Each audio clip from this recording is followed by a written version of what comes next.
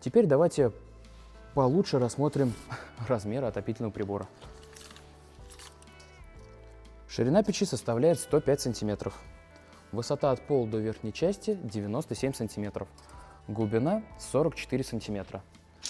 Размеры ниши под топкой 103 сантиметра на 38,5 сантиметров.